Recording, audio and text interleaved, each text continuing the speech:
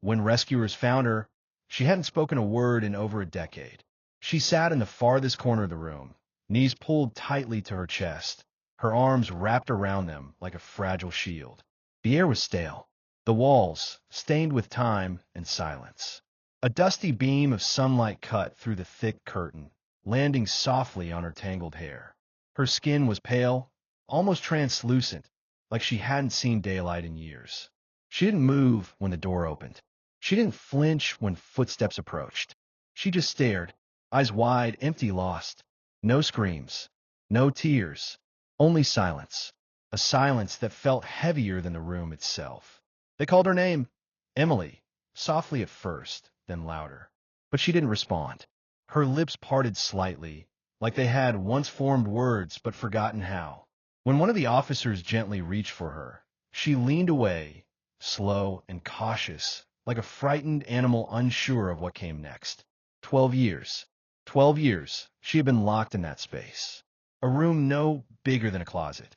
No window to look out of. No voice to answer. No touch that wasn't cold or cruel. And perhaps the most haunting part of it all? No one, not one person in the world, had come looking for her.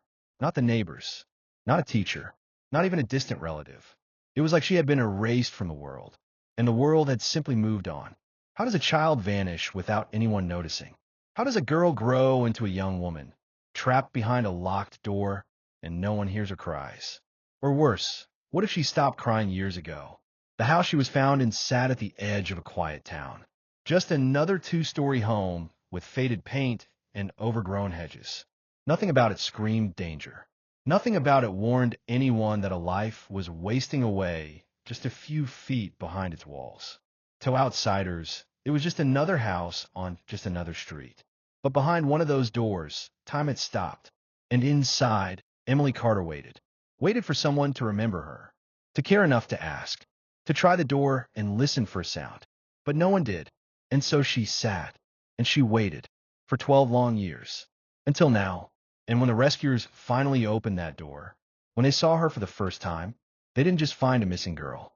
They found a story buried under dust and fear. A story of control, silence, and unimaginable loneliness. A story no one should ever have to live through. And yet, she had. Emily Carter was just 10 when her world quietly unraveled.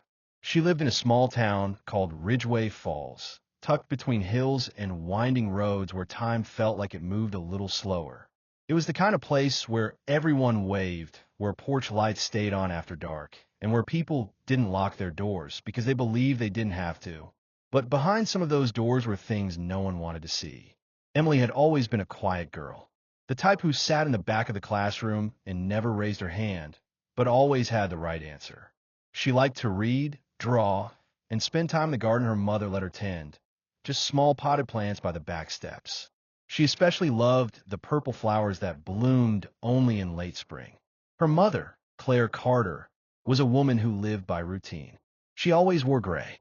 She never smiled with her teeth. Her voice never rose, but there was a sharpness in the way she spoke that made Emily flinch sometimes, even when the words weren't cruel. Claire wasn't affectionate. She didn't hug Emily at night or kiss her forehead before school. But she did brush her daughter's hair every morning, always exactly 50 strokes. Claire said it kept things in order. Some called Claire old-fashioned. Others called her distant. But no one ever suspected her of being dangerous. Then one day, Emily just stopped going to school. There was no announcement, no moving trucks, just a simple explanation from Claire when the school called. Emily wasn't thriving, she said flatly. I've decided to homeschool her. I can give her the structure she needs. And that was that. Claire sent paperwork to the district. She mailed in carefully filled out lesson plans, fake test scores, progress reports. All neatly typed. All perfect. The school was satisfied. No one followed up. No one visited. Ridgway Falls wasn't a place where you questioned people who looked like they had things under control. Claire always looked like she had things under control. For the first few weeks, some of Emily's classmates asked where she'd gone. But kids forget fast. The seasons changed. The school year moved on. Eventually, Emily Carter's name was just another empty desk on an old attendance sheet. Inside the house, things were different. Claire removed the television, then the radio, then the mirrors. Too many distractions, she told Emily. Too much noise from the outside world. The windows were sealed shut, curtains drawn. The garden was left to die. Emily's world shrank from a town to a house, and then to a single room. A small, windowless room with white walls, a mattress on the floor, and a single light that flickered when it rained. Emily didn't understand at first. She cried. She begged. She said she missed her friends. She didn't understand what she had done wrong. Claire never yelled. She never raised a hand. She simply said, "You're safe in here. That world out there isn't meant for girls like you. It'll ruin you." The door closed. The lock clicked from the outside, and Emily was alone. Across the street lived Mr. Nolan. He was retired, lived alone, wore thick glasses, and always had a mug in his hand, whether it was morning or midnight. His house was old and creaky, with peeling green paint and a porch swing that never moved. People said he was harmless. Just odd. He had lived there for over 20 years. Most folks just waved at him from across the street, but no one really knew him. But Mr. Nolan, he watched. From his second-floor window, he had a perfect view of the Carter home. He saw when Emily stopped playing outside. He noticed when Claire stopped coming to neighborhood gatherings. He saw the grocery deliveries that were left untouched for days. And every morning, like clockwork, he stood by that same window with that same chipped mug and stared. He never asked questions, but he knew something had changed. Sometimes, neighbors would joke about it. "Old man Nolan's got his eye on the Carter place again," someone would say at the market. "He probably just likes watching the squirrels," another would reply. But Mr. Nolan didn't watch squirrels. He watched the shadows move behind the curtains. He watched the porch lights stay off for weeks at a time. He watched a house that had once felt alive slowly turn silent. One summer, a delivery driver left a box at the Carter porch. It sat there for nearly 4 days before Claire opened the door, yanked it inside, and slammed it shut. Mr. Nolan saw it. He wrote something down in a small notebook, then went back to watching. He never knocked on the door, never called the police, never told anyone what he saw. But every day he watched. Inside the room, Emily had stopped counting days. Her voice had grown soft from disuse. She whispered sometimes to herself, made stories in her head, imaginary friends. She clung to a worn-out stuffed rabbit, one of the only things she was allowed to keep. Sometimes, Claire would come in and sit on the edge of the mattress, brush her hair, bring food, say nothing, just sit. Emily tried to remember the sound of other people's voices. She tried to remember what fresh air smelled like. But with each passing year, those memories faded. And the worst part? She still loved her mother. She still hoped that one day Claire would open the door and take her outside again. But that day never came. 12 years passed, and Ridgway Falls forgot she ever existed. The years drifted by like smoke through the trees. From the outside, the Carter house became just another aging structure on a quiet street. 2 stories of faded blue siding, a roof patched with mismatched shingles, and weeds that swallowed the walkway like creeping fingers. Claire Carter never let anyone in. Not once. She stopped answering the door altogether. Groceries were ordered by phone and left on the porch. Sometimes they sat there for days. Rain soaked through the cardboard. Bags tore. Fruit spoiled. No one picked them up until dusk, when Claire would crack the door open just long enough to yank them inside. Packages arrived occasionally, books, vitamins, bleach. Nothing unusual, but always the same. No return addresses, no movement during the day, no sounds from inside. Just silence and drawn curtains.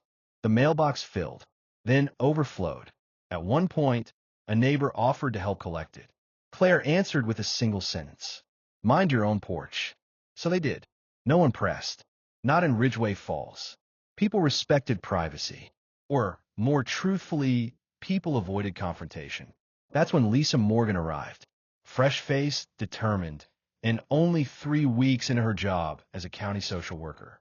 Her assignment: review outdated homeschool records and confirm the welfare of children not registered in public schools. Emily Carter's name was buried deep in a stack of files. The paperwork was clean, suspiciously so. Grades were flawless. Reports well-written. But something fell off. There were no phone numbers listed. No recent documentation. The last progress update had been sent in 7 years prior. Lisa made an unannounced visit. She knocked twice, waited, knocked again. The door creaked open just a few inches. Claire Carter appeared, eyes sharp, face expressionless. "Can I help you?" Lisa smiled and introduced herself. She explained the routine check-in, mentioned Emily's name, and asked if she could speak with her, just a brief wellness visit. Claire didn't move. "Emily's fine. She's just shy. Hates strangers." "I understand," Lisa replied. "I don't need much. Just a few minutes with her. Even at the door is okay." Claire didn't blink. "She's asleep. It's not a good time." Lisa caught a glimpse past Claire's shoulder, just a dark hallway. No family photos. No sounds. Nothing that felt like a home with a teenage girl in it. Claire ended the conversation with a firm thank you and closed the door in Lisa's face. Something wasn't right. Lisa filed a concern with her supervisor, detailed everything she saw and didn't see. The case was quietly dismissed. No history of abuse. No open complaints. "Looks like the mother's within her rights," the supervisor said, barely looking up from his desk. But Lisa couldn't let it go. Something about the stillness of the house stayed with her. Something about Claire's eyes, the way they held no warmth when she said her daughter was just shy. Lisa decided to go off the books. She contacted Detective Mark Ellis, a veteran in the Ridgeway Police Department with more than 20 years of service. And a soft spot for cases that didn't quite add up, they met at a diner. Lisa laid out everything. The spotless records, the lack of school verification, the outdated documents, the unanswered questions. Ellis listened, chewing slowly. He didn't ask why the case had been closed. He just asked for Emily's full name and date of birth. Later that day, Mark Ellis ran the background check. There were no hospital visits, no dentist appointments, no library card, no prescriptions, no school photos, no social media presence, no government ID renewals. Nothing. For over 10 years. It was like Emily Carter had simply stopped existing. Mark didn't like that. He returned to Lisa with a question. "Are you ready to push this?" Lisa nodded. She'd been ready since she saw that dark hallway. Mark filed for a warrant. 3 days later, they stood side by side on the Carter front porch, now flanked by 2 uniformed officers. They knocked. Claire answered, her face pale and stretched thin. Her eyes twitched at the sight of the badge. "You can't come in," she said. "We have a warrant," Ellis replied. Claire didn't step aside. She clutched the frame of the door with both hands, like she could somehow keep the world out with sheer willpower. But the officers moved past her. The house was dim, musty, and silent. The air was thick with the smell of mildew and something faintly metallic. Furniture was covered in sheets. A thick layer of dust clung to every surface. It didn't look like a home. It looked like a place time had forgotten. They moved through the living room, the kitchen, 2 bedrooms upstairs, both untouched. Empty, not lived in. Mark was about to speak when he noticed something. At the end of the hallway, past the stairs, was a door. Small, narrow, and locked. But the lock wasn't on the inside. It was on the outside. He paused, called for backup. Lisa stood frozen, her breath caught in her throat. Mark reached for the doorknob, then stepped back as one of the officers used a crowbar to pry it open. The wood groaned. Dust fell from the ceiling. The air that poured out was thick, warm, stale, and wrong. Mark pulled a flashlight and peered inside. What he saw made his heart stop. It was a room, bare, white walls stained yellow from time, a mattress on the floor, a cracked sink in the corner, an old bucket, stacks of books, a broken lamp, and in the corner, a girl, thin, silent, her arms wrapped around her knees, hair tangled, eyes wide, pale as ash. She didn't scream. She didn't speak. She just looked at them. Lisa stepped forward, tears stinging her eyes. "Emily," she whispered. The girl blinked, slowly, like her eyes had to remember how to move. She didn't answer. She hadn't used her voice in years. The door creaked open. What waited inside wasn't a child anymore, but not quite an adult either. Emily Carter sat curled in the farthest corner of the room. Her bones showed through thin skin. Her eyes, wide and sunken, flinched when the flashlight beam hit her face. She didn't scream. She didn't run. She just blinked slowly, like her mind needed time to realize this wasn't another hallucination. The silence stretched on. Detective Ellis stepped in first. Lisa followed, her voice soft and cracking. Emily, my name is Lisa. We're here to help you. The girl blinked again. Her lips parted slightly, and the smallest sound escaped. A croak of a breath that barely formed words. Is it real? Lisa's throat tightened. Emily hadn't spoken in so long. Her voice sounded more like wind brushing through dead leaves. The room was cold, though the air outside had been warm. It smelled of damp wood and dust. The mattress on the floor was stained and worn thin. A small bathroom sink was fixed into the wall, rusted around the edges. In one corner, an old bookshelf leaned sideways, filled with books missing covers and pages. Some had no titles, just blank, dog-eared pages Emily had written and rewritten her thoughts into. There were no mirrors, no clocks, just a single barred window, its bars rusted, the glass behind it cracked and smeared. A heavy curtain had been nailed over it. Emily had lived there for more than a decade, in stillness. Claire was arrested immediately. She didn't fight. She didn't cry. She didn't ask what would happen next. She simply turned to Lisa and said in the calmest tone imaginable, she was too fragile for the world. I did what I had to. That night, the Carter house was sealed off with yellow tape. News crews gathered at the edge of the street. Neighbors stood on sidewalks, their faces pale with disbelief. We had no idea. She said the girl was homeschooled. I thought they moved.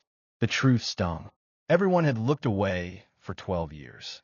Back at the station, as Emily sat wrapped in a blanket, sipping water and blinking under fluorescent lights, she was asked the obvious question. Did your mother hurt you? She shook her head slowly, then pointed across the table. Not at the officer, not at Lisa, but toward the window behind them, where the silhouette of a house across the street loomed in the night. She whispered. He watched. He always watched. Detective Ellis froze. He turned his head, slowly, following the direction of her trembling finger. Mr. Nolan's house.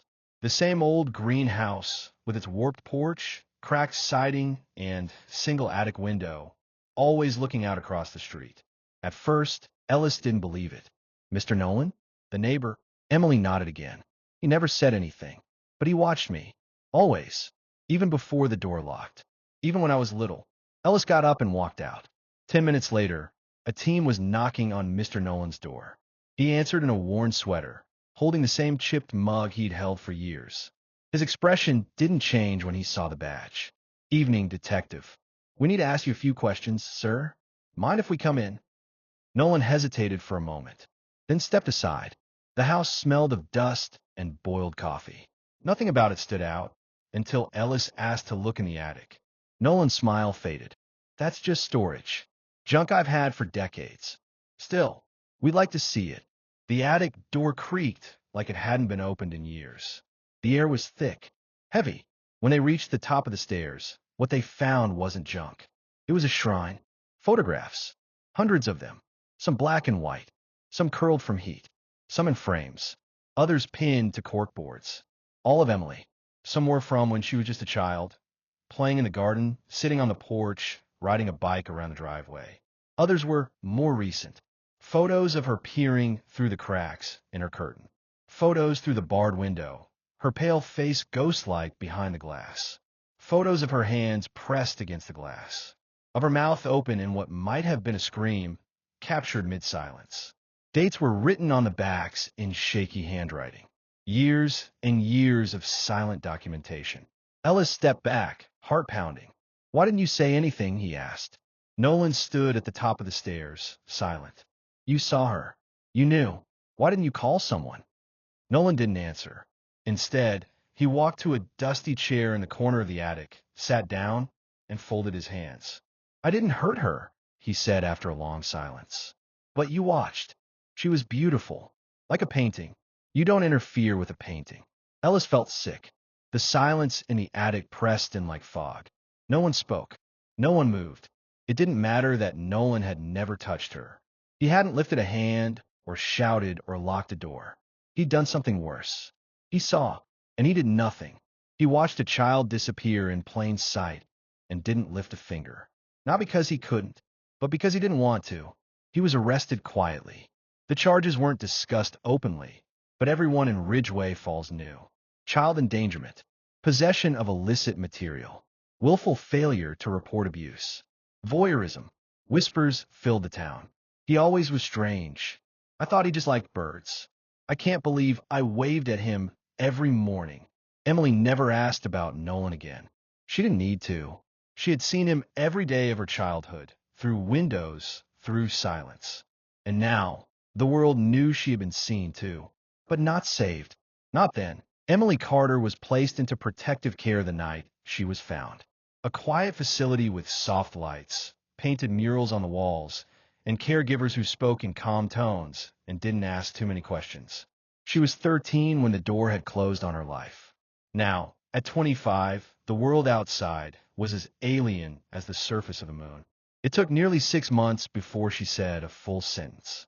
Most days she sat by the window, one with no bars, and stared outside for hours. She watched the birds, listened to the wind, blinked at the sound of passing cars. She didn't smile. Not yet. She hadn't learned how.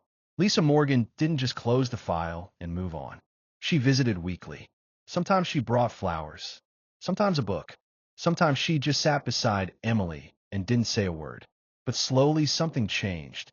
Emily began to speak again, softly at first, in fragments. Then she started to ask questions. She learned to read again, sounding out syllables like a child. She found comfort in stories. She kept a notebook, writing 1 sentence a day. Then 2. Then whole pages. She liked poetry. She liked the color yellow. She liked being called safe. Lisa helped her do the things others took for granted. Walk into a store.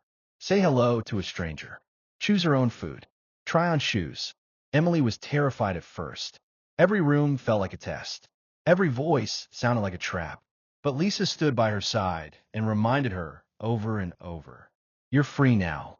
One afternoon, nearly a year after her rescue, Emily stood in the middle of a quiet bookstore. Her hands shook. Her legs wobbled. The bell over the door rang behind her, and she froze. Lisa stepped closer, gently touching her arm. You're okay. You can pick any book you want. Emily didn't move for a long time. Then she whispered, more to herself than anyone else. I've never picked anything. She cried that night, not out of fear, but because for the first time, the world was hers to touch. Later that year, Emily began therapy with a specialist in trauma recovery. Together, they mapped her childhood, what little she remembered, and what she wished she could forget. She described the room, the quiet, the rules, the way her mother would slip in and out, feeding her silence more than food. But one question lingered. The question she asked Lisa late one evening, as the sky turned purple outside the window. Why didn't anyone look for me? Lisa didn't know how to answer. She wanted to say we tried. She wanted to say your mother was good at hiding. She wanted to say the system failed you. But none of those things would have been the truth. The truth was more painful.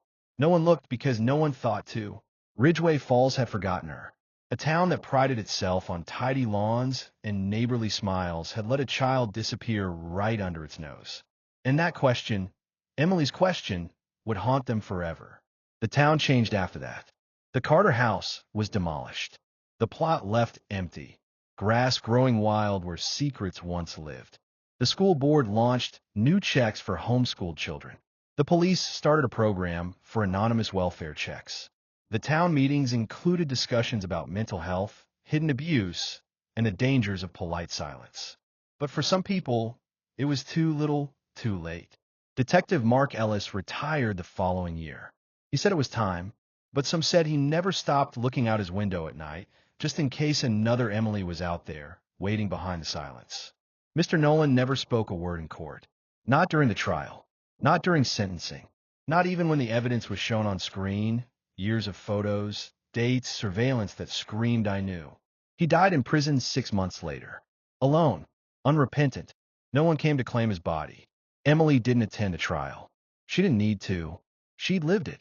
Instead, she began volunteering at a shelter for runaway girls. Quiet ones. Scared ones. She sat with them. Read to them. Sometimes just held their hand. She didn't tell them her story. Not yet. But they felt it. The weight of someone who understood. One morning, she stood in front of a class of social work students and read a poem she had written. Her voice was strong now, clear, no longer a whisper. The world forgot me, but I remembered me, and I'm still here. The room was silent when she finished. Then a standing ovation. She smiled, a real one, and in that moment, she wasn't just a survivor. She was a teacher, a fighter, a reminder that monsters wear masks, and heroes don't always carry badges. Sometimes they just show up and stay. And Ridgeway Falls? It still exists, still quiet, still neat. But now, every time a child misses school, someone asks why. Every time curtains stay drawn, someone knocks. Every time the world begins to forget, someone remembers. Because one girl, locked away in the dark for 12 years, taught them the most painful lesson of all. Sometimes silence is the loudest scream, and sometimes being seen is what saves you. 12 years, locked away and forgotten. But Emily's voice, quiet as it was, echoed louder than anyone expected. A reminder that silence can hide suffering, and that sometimes the people who need us most are the ones we've stopped seeing. If this story moved you, take a moment to look around you. Check in on someone. Ask the second question, because noticing can save a life. Thank you for watching. If you believe stories like this deserve to be told, like, share, and subscribe. And as always, stay curious, stay human, and never stop.